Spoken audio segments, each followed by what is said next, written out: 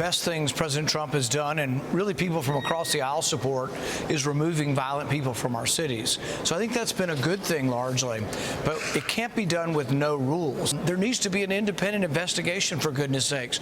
There has to be an investigation. If this happened on a police force, the officers, whether or not they committed anything wrong, would immediately be put on administrative leave, and there would be an investigation. But I don't know who trusts an investigation to be done by DHS when they're the ones calling this person an assassin, a would-be assassin, a domestic terrorist, saying he was assaulted the police. How can they be in charge of an independent investigation? Something's got to happen here.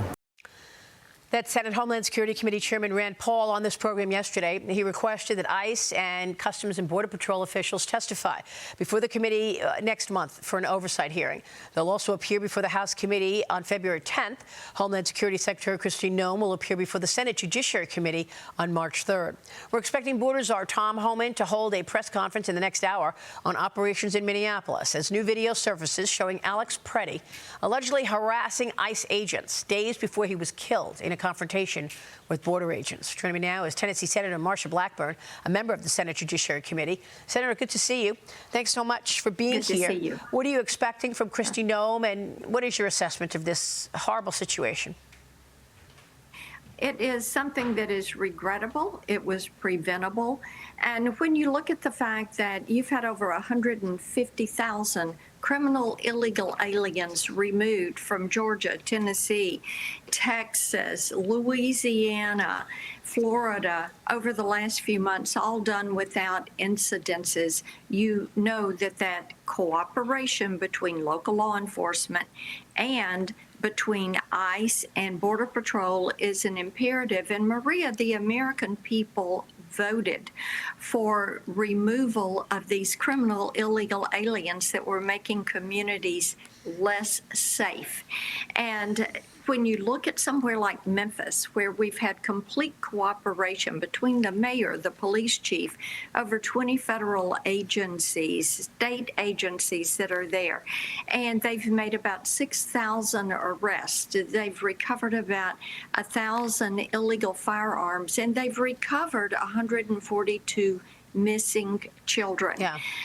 It is important that that cooperation be there. The loss of life is something that everyone mourns. And my understanding from a couple of days ago is there are two investigations taking place. One is being done by the FBI, the other by the Office of Professional Responsibility at DHS. Yeah, I mean, look, the Democrats have to take some responsibility here for firing up citizens and telling them to get in the faces of Border Patrol.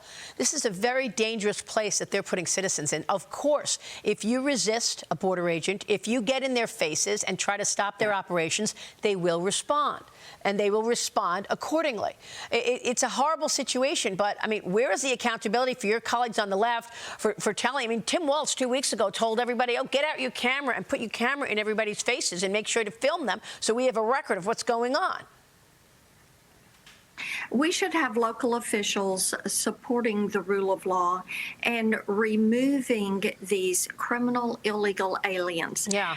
People want to see them out of their communities. And when you look at the rap sheets of these guys with robbery, murder, aggravated assault, some of those we have seen in Memphis, Maria, they had 12, 13 charges against them. Right. And it is important that they be apprehended, removed from the community, that they get them into court and get those convictions and deportations in place. Senator, you know what's going on. I mean, your colleagues on the left are now threatening they're not going to fund the Department of Homeland Security anymore.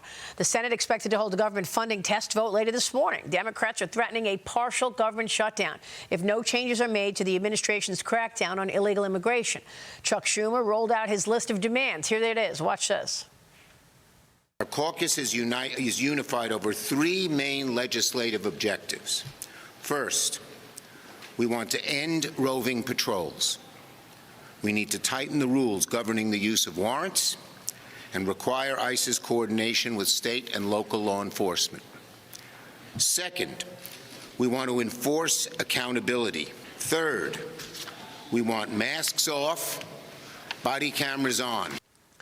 So where's this going, Senator? Government funding expected to expire tomorrow night at midnight. Another government shutdown? I don't think we'll see a government shutdown. I know Leader Thune has been working to make certain that we get the test vote done and vote for cloture and get on the bill. Now, I do think it's important to note that DHS funding also covers the Coast Guard. We're expecting a big storm off the East Coast this weekend, and it covers FEMA. And Maria, as you know, my home state of Tennessee, we are still dealing with the effects of the ice storm that has come in. We have people, I've heard from people as early as 4:30 this morning again, who are being told it is going to be 2 weeks until power is restored. Wow. And that is all in the Nashville area. And why would you defund FEMA in the middle of an event that has wreaked havoc? And 200 million Americans have been affected by this. Yeah. Oh, I hope you're staying safe, Senator, and our thoughts to your constituents as well.